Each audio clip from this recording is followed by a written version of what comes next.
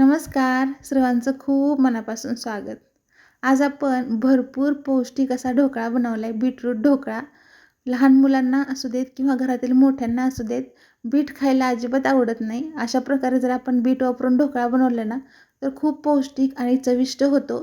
तुम्ही मुलांच्या टिफिनला देऊ शकता किंवा नाश्त्यासाठी सुद्धा बनवू शकता. अगदी जाळीदार बनवून तयार होतो. बनवायला खूप सोपा आहे आणि चवीला सुद्धा अप्रतिम होतो. रेसिपी आवडली तर प्लीज एक लाईक करा, चॅनललासुद्धा सबस्क्राईब करा. तर इथं आपण बीटरूट ढोकळा बनवण्यासाठी बघा 2 मध्यम आकाराचे बीट घेतलेत मी. त्याचं साल काढून बारीक कट करून घेतले. त्यामध्ये 2 ते 3 लसूण पाकळ्या टाकून घ्यायच्या. आता तिखट किती तुम्हाला जास्त किंवा कमी हवं आहे ना, त्यानुसार हिरवी मिरची टाकून घ्यायची. थोडासा पुदिना टाकून घ्यायचा आहे. 2 चमचे साखर टाकून घ्यायची. पुदिना असेल तर वापरा, नसेल तर नाही वापरला तरी चालतो. अर्धा चमचा मीठ टाकून घ्यायचं. थोडंसं पाणी टाकायचं आणि याची आपल्याला पेस्ट बनवून घ्यायची. तर इथे छान अशी आपल्या बीटची पेस्ट बनवून तयार झाली आहे बघा.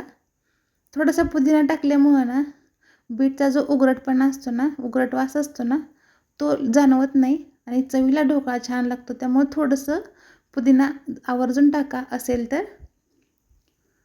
आता ही सगळी पेस्ट आपल्याला भांड्यामध्ये काढून घ्यायची आहे.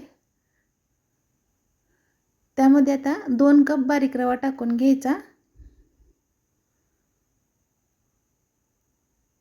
एकदम बारीक रवा टाकून घ्यायचा आहे. त्यामध्ये 1 कप दही टाकून घ्यायचं आहे. आता हे सगळं छान असं आपल्याला मिक्स करून घ्यायचं आहे.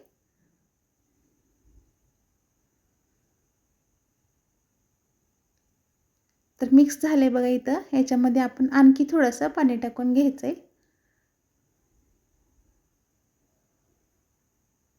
पीठ आपल्याला ना एकदम पण पातळ करायचं नाही आहे, मध्यम असंच ठेवायचं आहे.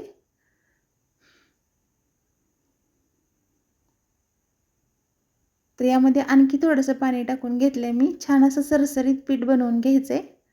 जास्त एकदम पातळ पण नको आणि एकदम घट्ट पण नको. आता त्याला एक 10 ते 15 मिनिटं झाकून ठेवायचं आपल्याला. रवा आहे ना, रवा छान असं फुलतो. त्यामुळे एक 10 ते 15 मिनिटं झाकून ठेवायचं. तोपर्यंत ज्याच्यामध्ये आपण ढोकळा वाफवून घेणार आहोत ना, त्या भांड्याला किंवा अशा प्रकारे ताटाला तेल लावून घ्यायचं. आता इथं कढई घेतली मी. त्यामध्ये एक अशा प्रकारचं स्टँड ठेवून द्यायचं आणि 2 ग्लास पाणी टाकून घ्यायचं आहे आपल्याला. स्टँड नसेल तर तुम्ही प्लेटसुद्धा उलटी करून ठेवू शकता. पाणी उकळत आहे आपलं आणि इथं बघा आपलं मस्त असं मिश्रणसुद्धा भिजून तयार झालं आहे. एक 10 ते 15 मिनिटं झाकून ठेवलं होतं मी. छान असं एकदा परत मिक्स करून घ्यायचं आहे आपल्याला व्यवस्थित असं. त्यामध्ये 1-2 चमचे तेल टाकून घ्यायचं. ते सुद्धा आपल्याला छान असं मिक्स करून घ्यायचं आहे. तेल टाकल्यामुळं ना ढोकळा अजिबात घशामध्ये अडकत नाही, छान मऊसूद होतो. त्यामुळे तेल आवर्जून टाकायचं. अर्धा चमचा इथं बघा मी बेकिंग सोडा टाकून घेतला आहे. पाणी उकळायला ठेवल्यानंतरच आपल्याला सोडा मिक्स करून घ्यायचा आहे. पटपट सगळ्या बाजूनी व्यवस्थित असं मिक्स करून घ्यायचं. व्यवस्थित मिक्स झाला पाहिजे पूर्ण मिश्रणामध्ये. 1 मिनिटभर आपल्याला व्यवस्थित फेटून घ्यायचं आहे. म्हणजे ढोकळा सगळ्या बाजूने एकसारखा वाफून होतो, जाळीदार होतो. आता लगेचच हे मिश्रण आपल्याला तेल लावलेल्या ताटामध्ये टाकून घ्यायचं आहे.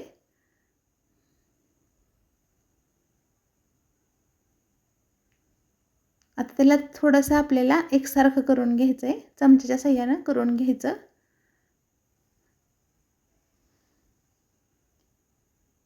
आता लगेचच आपल्याला उकळत्या पाण्यामध्ये हे मिश्रण वाफवायला ठेवून द्यायचं आहे. ही प्रोसेस मात्र खूप फास्ट करायची आहे आपल्याला. पाण्याला उकळी आली, लगेचच आपल्याला ताट ठेवून द्यायचं. आता सुरुवातीचे 5 मिनिटं मोठ्या गॅसवरती आणि 10 मिनिटं आपल्याला मीडियम गॅसवरती ढोकळा छान असा वाफवून घ्यायचा आहे. एकूण 15 मिनिटं आपल्याला ढोकळा व्यवस्थित वाफवून घ्यायचा आहे. जास्त वेळ लागत नाही ढोकळा वाफवायला. तर इथे 15 मिनिटानंतर बघू शकता आपला ढोकळा मस्त असा वाफून झालाय. अजिबात चिकटत नाहीये, म्हणजे आपला ढोकळा व्यवस्थित वाफवून झालाय. चिकटत असेल ना तर आणखी एक 5 मिनिटं वाफवून घ्यायचं. ढोकळा आपला थंड होते ना तोपर्यंत त्याला फोडणी करून घ्यायची. 2 चमचे तेलामध्ये अर्धा चमचा मोहरी टाकून घ्यायचे, अर्धा चमचा तेल टाकून घ्यायचे आणि पाव चमचा हिंग टाकून घ्यायचं आहे. 4 ते 5 हिरवी मिरची टाकून घ्यायच्या आणि थोडासा कढीपत्ता टाकून घ्यायचा आहे. छान फोडणी आपल्याला कुरकुरीत करून घ्यायची आहे, म्हणजे ढोकळ्यावरती चवीला आणखी छान लागते. फोडणी तयार झाली आपली. आता थंड झालेल्या ढोकळ्यावरती टाकून घ्यायचे. व्यवस्थित सगळ्या बाजूने टाकून घ्यायची. फोडणीमुळे ढोकळा चवीला खूप भारी लागतो. वरतून बारीक कट केलेली थोडीशी कोथिंबीर टाकून घ्यायची.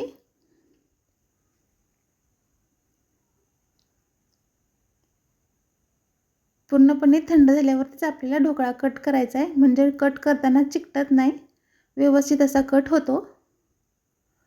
सुरुवातीला कडेने कडा सोडवून घ्यायच्या, नंतर बरोबर मध्यभागी आपल्याला कट करून घ्यायचा आहे, म्हणजे सगळे पीसेस आपल्याला एकसारखे मिळतात.